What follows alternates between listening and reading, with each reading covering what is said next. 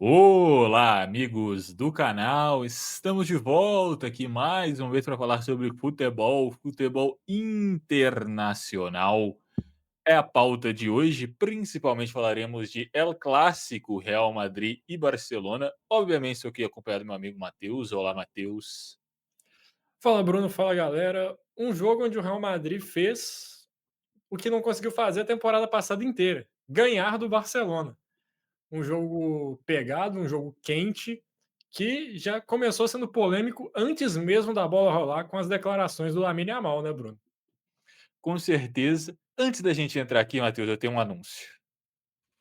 Fica à vontade. Hoje à noite, no dia que esse vídeo está saindo, faremos o nosso Vencedores e Perdedores em live. Então aí, especial 250 inscritos, por volta das 11 horas da noite, acredito, correto? 10, Pode 11 ser. horas. Então é isso, faremos uma live aqui especial de 250 inscritos, onde gravaremos o nosso vencedores e perdedores da rodada do Campeonato Brasileiro. Se você gosta da gente, se você gosta do quadro, ou se você gosta de futebol, se inscreve aí, ou se você já é inscrito, se você já é inscrito, coloca aí no seu despertador para você acompanhar junto com a gente. Peraí. Só. Você consegue editar depois? Uhum. É porque, tipo, amanhã eu tô de feriado, então, tipo, se quiser fazer mais cedo, pra mim também não tá de boa. Não, o problema é que de tarde eu Você tá. trabalho. Ah, De tarde eu tranquilo, então. trabalho. Aí não dá. Fechou. Beleza. É, não. Deixa eu ver se Não, tem algum outro horário. não, Não tá de sei, boa. talvez por Esse volta horário tá das tranquilo. 6, eu acho que talvez dê. Beleza. 6h30. Pra mim é de boa. Bora então, Qualquer seis e horário meia, amanhã. legal. Vou voltar aqui então. Beleza. Foi mal. Antes de tudo, antes de falarmos de El Clássico, aqui um anúncio especial para comemorar os nossos 250 inscritos. Amanhã, hoje no caso, no dia que esse vídeo está saindo, nosso vencedores e perdedores da rodada do Campeonato Brasileiro será feito em live às 6h30 da noite. Então, se você não é inscrito, se inscreve aí para não perder esse conteúdo. E se você já é um inscrito aqui do canal, coloca no seu despertador, vem acompanhar com a gente se você gosta do Campeonato Brasileiro, se você gosta de futebol, se você gosta da gente. Enfim, aí vamos fazer essa live especial para comemorar os 250 inscritos. E voltando, você estava falando das declarações do Lamine Yamal, né? Isso. Ele que também se envolveu em polêmicas dentro do jogo, mas fora estava falando que não tinha medo do Real Madrid, que da última vez que tinha ido ao Bernabéu, inclusive tinha ganhado de 4-0, né, se eu não me engano. Teve a resposta dessa vez dentro de campo, com a derrota 2-1 para o Real Madrid. Ele falou até mais, falando que o Real Madrid é um time que sempre rouba, que sempre chora, tal. Então, no trash talk o Yamal tá afiado, mas nesse jogo especificamente dentro de campo, ele não conseguiu ser um fator decisivo para o Barcelona conseguir ser perigoso. Acho que o Real Madrid, além da vitória, foi melhor no que se propôs a fazer dentro de campo. Acho que vale destacar a partida do Bellingham. Sempre quando atuava entre a linha de defesa e o meio-campo do Barcelona, ele que estava com liberdade ali para flutuar nessa zona, ele foi muito perigoso. Fez um gol da vitória, inclusive destacar a marra do Bellingham quando ele faz o gol e sai andando como se estivesse no mercadinho da esquina, como se tivesse acabado de pegar um saco de batata, colocou no carrinho e está indo embora. Foi uma. Foi curioso, eu gostei. Também destacar o jogo do Mbappé, acho que fez um belo gol, teria feito mais um, só que talvez tenha sido o impedimento mais milimétrico que eu já vi na minha vida. O juiz anulou o gol dele. Teve um destaque negativo que perdeu um pênalti, é verdade, mas apesar disso, acho que fez uma boa partida o atacante do Real Madrid. E olhando para o ponto de vista defensivo, o Militão, acho que reafirmando esse retorno dele, que ficou muito tempo machucado, fazer uma grande partida num clássico desse é importante também para o zagueiro brasileiro. O Real Madrid conseguindo encontrar, parece, a sua dupla de zaga, né? Passando segurança depois de alguns anos com alguns nomes meio instáveis ali, muitas vezes até mesmo o Tchouaméni tendo que jogar na defesa por falta de zagueiros, por muitas lesões. Parece que Huijsen e Militão vão formar essa dupla de zaga titular. O Carreiras também tem ido bem na lateral esquerda. Resta ver a lateral direita, que mais uma vez jogou o Fede Valverde, que não gosta de jogar de lateral direito, mas tem jogado mais lá do que no meio de campo, porque todos os laterais de direito do Real Madrid estão sempre machucados. Falando ainda mais de Lamine Yamal, eu vi inclusive que a mídia espanhola, não lembro agora se foi o Marca ou o Mundo Deportivo, comentou uma crítica falando que ele está querendo demais ser o Neymar, na questão de postura, nas declarações, até mesmo no estilo de jogo. E essa é a crítica que foi feita. Você está sendo Neymar demais, Lamine Yamal. O Yamal ele vem com uma postura. Para ser justo com o Yamal, a Yamal que é de Lamine, para não ficar redundante, ele já tinha provocado o Real Madrid na temporada passada, depois da vitória na Copa do Rei. Ele falou: podem jogar com a gente 50 vezes essa temporada, que nós vamos ganhar a 50. E o que ele falou estava refletindo na realidade. O Real Madrid não conseguia encontrar resposta para parar o Barcelona da temporada passada. A questão é que o Barcelona de hoje não é o Barcelona da temporada passada. Se a gente for pegar o time ideal que o Barcelona tinha na temporada passada, está sem 3 dos seus 4 atacantes, que era o Dani Olmo, o Rafinha e o Lewandowski. Nenhum desses 3 jogou o El Clássico agora. Então, assim, é um período instável. O Yamal mesmo teve uma lesão. Não sei até que ponto isso está afetando o nível de jogo dele, mas ele está num ritmo um pouco abaixo do que vinha apresentando na reta final da temporada passada. Até no comecinho dessa ele estava jogando bem. Ele tem um problema físico e está retomando os jogos agora. Então, assim, ele tem essa postura que acho que para um menino de 18 anos pode ser até normal, um cara que está muito badalado, todo mundo enchendo a bola dele. Acho até natural que ele se sinta capaz de fazer tudo, de provocar e conseguir responder. Só que aí ele toma umas porradas da vida para ir aprendendo, mas é curioso ver como ele está chamando para si muita responsabilidade, não só com o futebol, mas também com essas falas. Não sei se ele se sente nesse papel por ser o principal jogador do time, ou se ele acha que ele tem que fazer isso para se afirmar ainda mais. Eu sinceramente não sei, mas realmente está chamando muita atenção essa postura nova do Yamal. Aquele negócio, né? Ele é jovem, tá ainda se descobrindo também como pessoa, um cara que tem uma personalidade muito forte. E se ele tivesse ganho, tava todo mundo aplaudindo. Como ele perdeu, aí vem as críticas, normal. Também é uma coisa que ele vai aprender, igual você falou. Às vezes ele apanha da vida e vai descobrindo o que, que você pode fazer, o que, que você não pode, o que, que ele quer continuar fazendo. Eu não vejo problema nenhum nas provocações que ele estava fazendo. Eu acho que fica legal. Inclusive, fazendo essa comparação que o jornal fez com o Neymar, na idade do Yamal, era muito pior. O René Simões estava em entrevista falando que ele estava criando um monstro. Realmente, o Lamine Yamal, dentro de campo, eu acho que ele está vivendo um momento meio instável, que também é normal. O que não é normal era um jogador de 16, 17 anos que jogava bem todo jogo, decidia todas as partidas. Uma hora as pessoas, os defensores, iam se adaptar, ele ia viver um momento pior, e eu acho que, é igual eu disse, é natural, e daqui a pouco ele volta também a destruir. Para mim, temporada passada, inclusive, foi o melhor jogador do mundo. Essa temporada não tá nesse nível, mas daqui a um mês ele pode voltar a estar. Acho que não tenho muito o que dizer. Outra pessoa que se envolveu em polêmica também, Matheus, nesse jogo, foi o Vinícius Júnior. É que começou a temporada subaproveitado.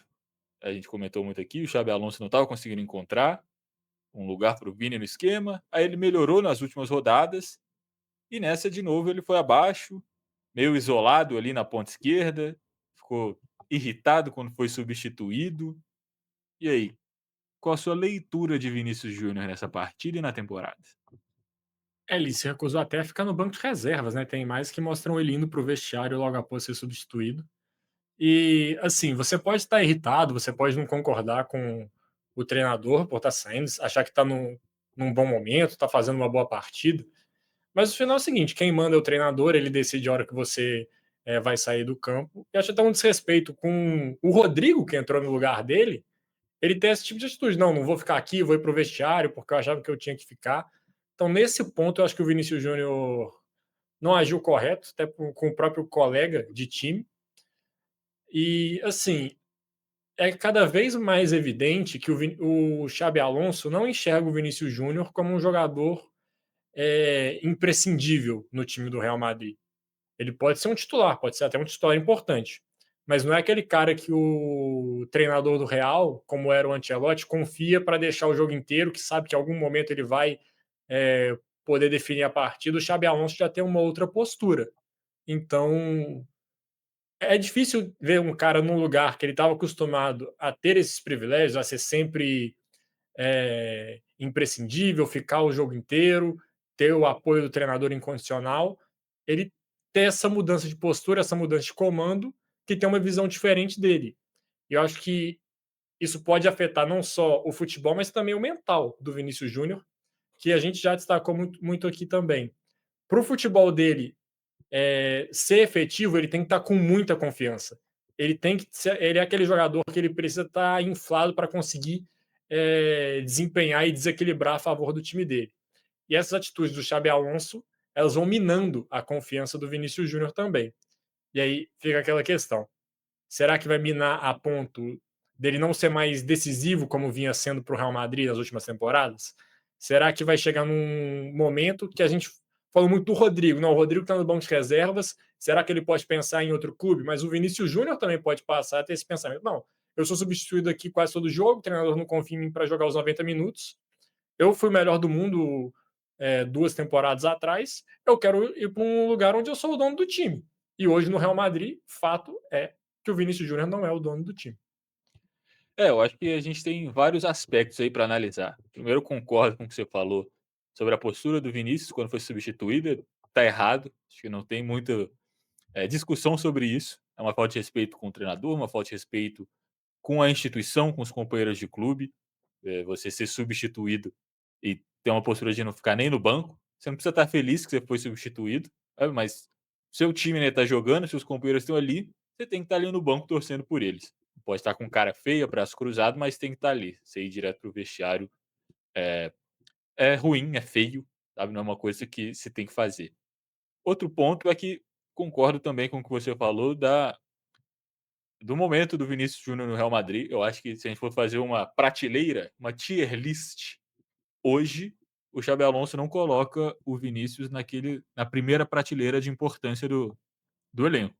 Eu acho que ele colocaria, obviamente, o Mbappé, colocaria talvez Courtois, e eu acho que o resto do time ficaria um pouco mais abaixo, sabe? O Vinícius é igual você falou, o cara que tem nível de melhor jogador do mundo, já foi, né? Ganhou o FIFA The Best, ganhou duas Champions League pelo Real Madrid, ídolo da torcida, acostumado a ser o jogador importante, a ser o cara que o time jogava para ele, e chega esse choque muito forte do Xabi Alonso simplesmente tirar ele desse primeiro patamar e colocar ele bem abaixo. Não é que o Mbappé agora é mais importante, mas o Vinícius está ali ainda. Não, o Vinícius caiu um degrau, pelo menos, ou dois, em importância no time. A utilização dele também não é feita da mesma forma, ele não joga na posição que ele jogava com o Ancelotti, onde ele se adaptou muito bem, jogou muito bem, que era apesar de jogar pela esquerda, também caía muito para o meio, praticamente um atacante em vários momentos.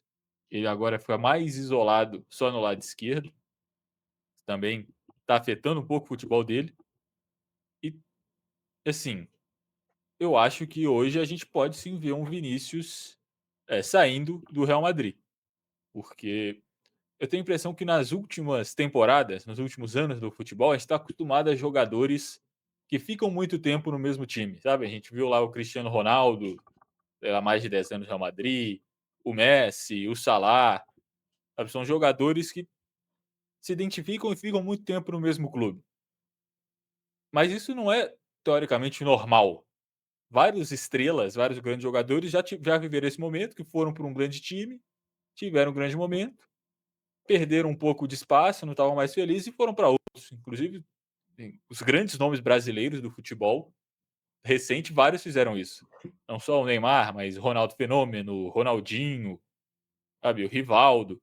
Todos esses jogaram por vários grandes clubes europeus. Não eram jogadores de um só clube. E o Vinícius já está descontente há algum tempo com questões extracampo. do Real Madrid, toda a questão da renovação de contrato. Deu para ver ali que a relação dele estava um pouco abalada, porque ele queria renovar o contrato, queria, obviamente, voltar a ser ou ser o maior salário do elenco. O que foi oferecido para ele foi bem abaixo do Mbappé e, se eu não me engano, também do Bellingham. Do Mbappé eu tenho certeza, do Bellingham não. Mas não estava contente, surgiram rumores de futebol árabe. Torço para que não aconteça, não quero ver o Vinícius no futebol árabe. Mas assim, toda a renovação nebulosa, agora o choque também dentro de campo. Claramente o Xabi Alonso está com dificuldade ali no vestiário, porque o Vinícius, que é um dos principais jogadores, não está contente. A gente tem alguns outros jogadores que também não vivem o melhor momento. Isso gera rumores, e não vou dizer uma certeza, mas indícios de que o vestiário, a questão do gerenciamento de vestiário, não está no mesmo nível que estava com o Ancelotti, o que é normal também, porque o Xabi Alonso é um treinador jovem, no segundo trabalho dele, no primeiro grande trabalho, enquanto o Ancelotti já tinha treinado trocentos outros elencos estrelados. Então você soma um Vini que estava descontente com a direção, agora está descontente com o dentro de campo, com a questão do mercado dele, que obviamente ele tem muito mercado, ele tem muito valor, e eu não tenho dúvidas de que vão chegar propostas atraentes nessa próxima janela. Isso eu tenho certeza absoluta. A questão vai ser o que o Vini vai querer. Ele vai ficar onde ele já está acostumado, mas que pelo menos agora ele está meio descontente. Ele vai tentar buscar novos ares, mas também é arriscado porque é ano de Copa do Mundo. A gente não pode perder o Vinícius, que é o principal jogador da seleção brasileira. Não pode ir para um lugar que ele sabe que ele não tem certeza para a próxima Copa. Então, acho que é uma situação assim, muito delicada. Talvez o momento mais delicado do Vinícius no Real Madrid. Não acho que a posição dele estava tão afetada mesmo quando ele chegou, estava Real Madrid Castilha e sendo xingado pela mídia. Eu acho que hoje o descontentamento do Vinícius talvez esteja chegando no mais alto que já esteve. E com questão relação seleção brasileira, Copa do Mundo, eu acho que não deve pesar tanto, porque não vejo ele saindo no meio de uma temporada, assim, no começo de uma nova, num novo projeto.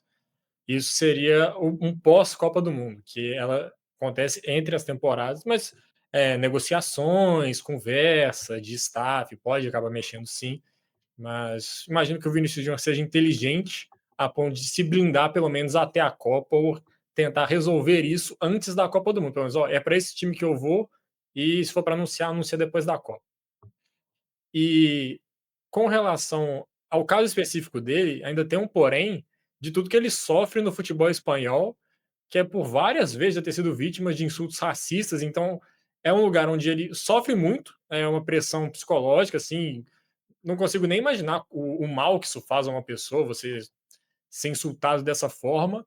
Ele pensa, eu sofro isso, mas beleza, assim, eu não vou deixar esses caras vencerem para me tirar do Real Madrid, eu tô no maior clube do mundo, sou o principal jogador do time deles, eu não vou dar esse gostinho para essas pessoas. Mas agora, tem esse fato que deve mexer muito com a cabeça dele, não sei até que ponto isso não abala uma pessoa. E agora, ele tá vendo que ele não é mais o principal jogador do time, e que o treinador e vem sendo preterido, né, pelo Xabi Alonso. Ele é titular, mas sempre que for para escolher alguém para sair ali da frente, vem sendo ele. Então, por que ele ficaria num ambiente que está sendo tão hostil com ele, sendo que você mesmo destacou, ele tem mercado em todos os clubes do mundo, basicamente. E obviamente ele tem ego, né? As pessoas às vezes tratam o ego como se fosse uma coisa negativa, como se fosse uma coisa que sabe, os vilões têm ego. Não, todo mundo tem ego, principalmente jogadores de futebol e principalmente os grandes. Obviamente ele tem um ego. A questão é como você trabalha isso, mas não tenho dúvidas de que sabe, o ego dele está ferido nesse momento. Vamos ver qual que vai ser a reação dele. Eu acho que é isso que todo mundo está querendo ver como vai ser. Fora essa questão do Vinícius, a escalação do Real Madrid, acho que é a que a gente tem visto mais, né? O Arda Güler também tem jogado bem com o Xabi Alonso, Tchouaméni e Camavinga no meio, Bellingham, Mbappé e Vinícius, e a defesa eu já citei antes, a única questão é o Valverde improvisado, enquanto o Barcelona sem 2 dos seus 3 principais jogadores do ataque. Jogou com Rashford e Ferran Torres, porque Rafinha e Lewandowski não estavam disponíveis. Rashford, que a gente fez um vídeo aqui recentemente, falou bem dele. Não me lembro qual era o vídeo, mas a gente elogiou. Acho que é o da Champions, né? É da Champions. É, que ele fez os gols. Inclusive, quem não assistiu, confere aí que a gente fez um vídeo falando dos principais jogos da terceira rodada da Champions League. E o Ferran Torres, que eu não sou fã. Que desde o Manchester City, acho que jogava no Valência antes. Não sou um grande fã de Ferran Torres. Acho que é aquele jogador bem. Aquele jogador da Premier League, sabe? Que ele faz tudo legal, mas ele não é excelente em nada. Ele é um. Tô tentando lembrar o nome. É um Diogo Jota piorado. Ele é um Trossard piorado. Sabe? Ele joga em todas as funções do ataque. Ele é mais ou menos rápido. Tem um bom chute. Vai te entregar uns 10 gols na temporada. Dribla de vez em quando, mas. Assim, é um cara que serve para ser reserva. Se estiver precisando de alguém, se alguém machucou, você põe o Ferran Torres, mas ele não vai resolver nenhum problema. Composição de elenco, né, acho que é a melhor Exato. forma de descrever o Ferran Torres. E, assim, ele ser um jogador para entrar no segundo tempo, pegar uma defesa mais cansada ali, ou se você quiser colocar um time mais para frente, às vezes, olhando o Barcelona ideal, tá lá com Rafinha, Dani Olmo, Yamal, Lewandowski, quer colocar ele ali num jogo que tá perdendo para ir para um abafo, pra uma pressão. Temporada passada ele fez muito isso, né, de entrar no segundo tempo, acabar resolvendo alguns jogos, ser importante para o Barcelona. E o Rashford talvez chegou para ser esse 12º jogador, passar à frente do Ferran nesse quesito, ser um reserva ali, quase uma sombra para os jogadores de ataque, se estiverem vivendo momentos ruins, ele ir lá e aproveitar. Só que esses 2 jogadores tiveram que começar o jogo hoje. Ou seja, os titulares já não estavam disponíveis, você pega esses elementos surpresa do banco de reservas, coloca para jogar logo de cara, o seu banco fica mais enfraquecido. O Barcelona tinha um banco recheado de garotos da base, assim, jogadores que não têm muito histórico, muito provavelmente o primeiro clássico que eles iriam disputar, o primeiro jogo grande da carreira desses meninos. Então, pesou um pouco esses desfalques para o Barcelona, acho que não tanto por serem os jogadores que entraram, mas por a falta deles no decorrer do jogo para poder mudar uma situação, porque eles já estavam em campo. É um time muito jovem também do Barcelona. Se você for olhar aqui a escalação, você tem o Cubarsí, que tem 18 anos, Eric Garcia, acho que 24, o Balde também uns 23, 24, Koundé eu acho que tem 25, 26, Pedro tem 22, Firmino Lopes também, que tem por volta de 20, o Yamal com 18. Então é isso que você falou, o Barcelona tem um elenco muito jovem. Tem aqui algumas reservas. Se você for olhar quem entrou, eram mais jovens ainda do que os que estavam jogando. Então o elenco do Barcelona sofreu bastante para esse jogo. Assim, óbvio que vários desses são titulares, porque eles são muito bons. Mas é você falou, você já tem um time muito jovem, com vários jovens que são bons. Aí você perde algumas peças, para suprir elas, você coloca mais jovens. Então o time num todo fica muito jovem, mesmo tendo muito talento, falta às vezes algumas peças experientes ali para esse tipo de grande jogo. Pois é, e Barcelona que viveu problemas financeiros, vive até hoje, né, por conta de ter pagado super salários para alguns jogadores em alguns anos, sofreu com a pandemia também, com os estádios fechados. Está reformando o Camp Nou, que é uma máquina de fazer dinheiro, assim como o Bernabéu é para o Real Madrid, o clube da capital. Ele aproveitou a época da pandemia para reformar o seu estádio, para quando voltasse o público já tivesse pelo menos à disposição ali com alguns setores fechados, mas o estádio em si poderia ter jogo lá. O Barcelona ficou um pouco para trás nesse processo e teve que apostar em jogadores jovens que não fossem tão caros. Acabou que o Barcelona se viu nessa encruzilhada, estava tendo problemas, mas com o Hansi Flick encaixou um time muito bom. Acredito que o Barcelona tem só a evoluir ao longo dos próximos anos, com crescimento de Pedri, de Yamal, de Cubarsí. O Barcelona hoje já tem uma espinha dorsal muito boa. Você tem, por exemplo, um zagueiro bom, muito jovem, um meio-campista bom, muito jovem, e um atacante fora de série. Sim, a espinha dorsal está ali, é só você ir incrementando com outras peças. O futuro do Barcelona está muito bem seguro, ainda mais com a volta do estádio, podendo arrecadar mais, fazendo investimentos maiores. Fala-se muito em Julian Álvares no Barcelona, que poderia ser uma sucessão ao Lewandowski. Se o time conseguir arrecadar mais dinheiro, pode ser um investimento possível para o Barcelona nas próximas temporadas. Então, o fato de ser jovem, eu vejo como positivo para o Barcelona, porque esses jovens já estão entregando resultado no presente. Não é só para o futuro que o time está pensando, mas no agora também. É, eu fui olhar aqui a idade de todo mundo na escalação para não falar bobagem, o jogador de linha mais velho é o Frenkie de Jong, com 28 anos dessa escalação. A grande maioria dos jogadores aí é sub-23, inclusive dos que entraram no segundo tempo. Eu acho que não só esses jogadores que você falou, mas você tem, Fermin Lopes, você tem o Baldé na lateral esquerda, que é muito bom, o Koundé, que é um pouco mais velho, tem uns 25, mas também faz lateral direita, faz zagueiro. O Barcelona tem um time muito bom e muito jovem.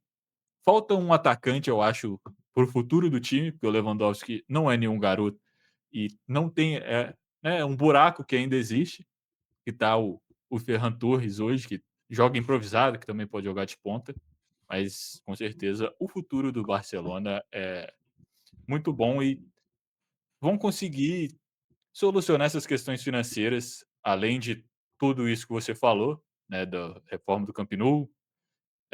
Os resultados também estão vindo. O Barcelona é uma máquina de dinheiro em questão de publicidade e ainda vão ter tantos bons jogadores, vai fazer uma caixa. Ou faz uma caixa vendendo os caras, ou você não precisa gastar, porque você tem um jovem bom que você pagou pouco. Mas eu acho que na partida é isso, né? Tem mais algum outro destaque? É só para encerrar, voltarmos ao início. Teve treta entre Yamal e Vinícius Júnior no final do jogo, que o Vinícius Júnior que também é um jogador muito provocador, que tem um lance que viralizou dele na semifinal contra o Bayern de Munique, o Kimmich vai entregar a bola para ele, ele joga no chão, o Kimmich pega de novo, ele deixa a bola cair no chão de novo.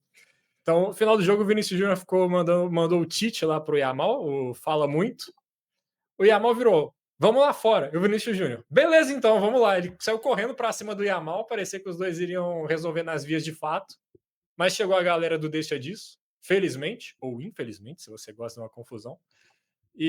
Mas fazer esse destaque também que o El Clássico, que teve um momento de superioridade do Real Madrid nos últimos anos, o Barcelona na última temporada conseguiu retomar, e agora parece que o clima está ficando bem pesado de novo, que o fim da era Cristiano Messi, parecia que tinha dado uma. Tinha ficado um pouco mais morno no clima. Agora a rivalidade parece que reacendeu a todo vapor com tudo, né? Isso é legal para quem assiste as partidas, então fico feliz que isso aconteça. Tem mais uma coisa que eu queria falar que eu tinha esquecido de perguntar, Matheus. Impedimento do Mbappé, que você também comentou, aquele impedimento milimétrico. Obviamente estava impedido, a máquina não mente, mas qual a sua opinião sobre esse tipo de impedimento? É, o que o Quero ver se é a mesma que a semiautomático, minha. o que o semiautomático está mostrando é que a história de mesma linha acabou no futebol. Hoje, para um jogador não estar impedido, ele tem que estar atrás do defensor. E isso é uma medida que é muito pró-defesa, assim. O atacante ele tem que vir de trás para conseguir ter a validade do lance. É um lance que o Mbappé não leva vantagem nenhuma, porque ele é um atacante muito rápido. Se ele tivesse 1 centímetro para trás, ele chegaria na bola do mesmo jeito e faria o gol do mesmo jeito. Então, eu acho que é algo para se pensar sim, e talvez seria uma mudança radical você mexer nessa linha do impedimento, que muito se discute que tem que estar um corpo à frente, que tem que estar não sei quantos centímetros à frente, tem essa discussão, mas seria uma mudança pró-gol que poderia impactar diretamente em resultados de partidas. Assim. É um jogo que poderia. 2-1, um jogo que poderia ser simplesmente 4-3 com essa mudança de estar um corpo à frente, tipo jogadas que são marcadas em impedimento que poderiam acabar resultando em gol. Então seria uma medida que mudaria muito o futebol, mas com esse lance específico, cara, considerando o Mbappé, ele podia estar, sei lá, talvez até 1 metro atrás, que por ele ser rápido, ele chegaria na bola do mesmo jeito e faria o gol. Ele é um atacante que tem uma velocidade absurda, e ele tá ali um pelinho na frente, não influenciou em nada na jogada. Eu acho que claramente a gente pode falar que a regra do impedimento no futebol ela é datada, no sentido que ela não foi feita para situações como essa, para esse 1 milímetro que a máquina identifica. Dito isso, é uma regra também muito problemática, porque não tem muito como você mudar as discussões que a gente tem. É porque agora estava, vamos supor, 1 centímetro adiantado. É alguma vantagem real? Não é. Mas aí as pessoas falam a questão de um corpo inteiro à frente. Eu acho que é demais, eu acho que é muita vantagem. Mas mesmo se fosse um corpo inteiro à frente, vai ter um lance que o cara vai estar um corpo inteiro menos 1 centímetro. E aí Vai vai estar a estar posição travinha da legal, chuteira ali dando na mesma condição. linha, na linha da ponta do pé. E no outro lance não vai ter, ele vai estar exatamente 1 centímetro à frente. Aí vão falar: "Qual que é a diferença real entre as 2 jogadas?". Nenhuma, sabe, não vai fazer nenhuma diferença, mas a gente tem que traçar, o limite em algum lugar. E sempre que a gente traçar o limite, vai ter o limite mais um que vai ser problemático, porque não é diferente do limite. É o limite mais um e o limite estão ali no mesmo lugar, só que um deles vai ter que ser positivo e o outro negativo. Eu entendo pessoas, por exemplo, igual você falou, o legal do futebol é o gol. Então, se vai ficar na dúvida, pelo menos coloca uma dúvida que facilite o ataque, que faça sair mais gols. Eu não acho que eu sou tão fã dessa ideia, porque eu acho que o futebol já tem várias regras que beneficiam o ataque ao invés da defesa, e o gol é legal, né, justamente porque é difícil de fazer gol. E o gol a gente comemora muito mais do que uma cesta no basquete, a catarse é muito maior, porque é muito mais difícil de fazer. Quanto mais gol sai, menos cada gol importa. Então é óbvio que é legal você ver um jogo com muitos gols, mas é legal porque você sabe que fazer muitos gols é difícil. Quanto mais você facilitar o gol, menos cada gol vai valer. Então eu acho que, sabe, a questão catártica, questão da catarse, da comemoração vai ser afetada. Eu acho que é legal que seja difícil fazer gol. E citando o próprio Barcelona, que a gente está comentando aqui sobre o Clássico, ele é um time que baseia muito seu jogo na linha de impedimento. Sim, Então, se passar, você vai ter liberado até um corpo, assim, você tem que estar o corpo inteiro à frente para ser marcado impedimento. Isso acho que impactaria demais da forma como o Barcelona impõe seu jogo.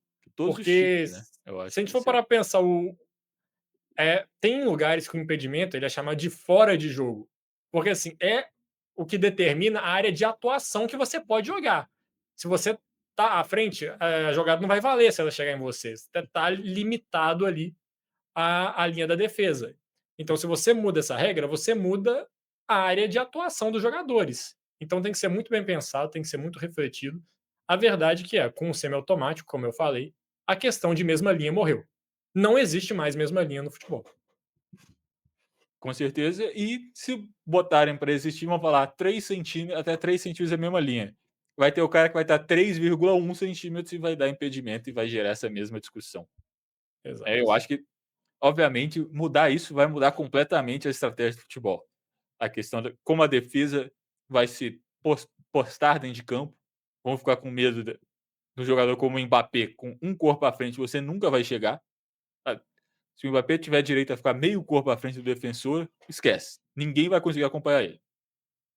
Ao mesmo tempo, estratégias que beneficiem lançamentos longos e passes em profundidade vão ser muito mais fortes, porque você vai poder ter muito mais vantagem em cima do defensor do que você tem e uma margem de erro maior.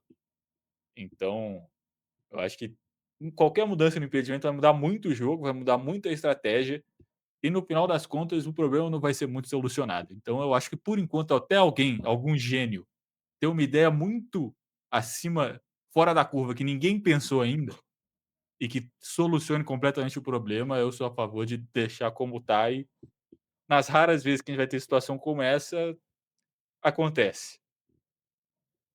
Eu tô com você. Com as soluções que vieram, eu deixaria da forma que tá. Exato. O que eu não deixaria da forma que tá, Matheus, é a pessoa que assistiu o vídeo e não deixou o like. Essa tem que mudar. Exato. Tem Esse que aí clicar é no like. inadmissível. Exato. Muito pior do que a regra do impedimento é não dar like quando você assiste o vídeo. Outra coisa que é ruim também, Matheus, não se inscrever no canal. Assistiu o vídeo, gostou, deu like e não se inscreveu? Tá doido. Impedimento em você. Você tá impedido. próximo gol que seu time fizer, o atacante vai estar 1 centímetro impedido. Se você não se inscrever no canal e não der like agora. O jogo vai ser contra o Palmeiras, será? Não, eu não falei que ia ter pênalti roubado. É isso. Sabe o que também é errado, é ruim? Não O quê? comentar sobre o que achou do clássico, o que achou das falas do Yamal, da postura do Vinícius Júnior, o que acha da regra do impedimento também. Nós convocamos você a comentar aqui embaixo o que você achou dos temas que nós discutimos. E também convocamos você a acompanhar o nosso vídeo, nossa live de vencedores e perdedores, que vai ser daqui a pouquinho. No mesmo dia, nós estamos gravando no domingo, mas esse vídeo será lançado na segunda. A live também vai ser em comemoração aos nossos 250 inscritos. Então, fica ligado, que daqui a pouco nós estamos de volta. Exatamente, ninguém está te impedindo de fazer nada disso que o Matheus falou. Então, faça o seu gol, assista a nossa live, comente, compartilhe esse vídeo com seus amigos. E é isso, um abraço, até a próxima. Valeu!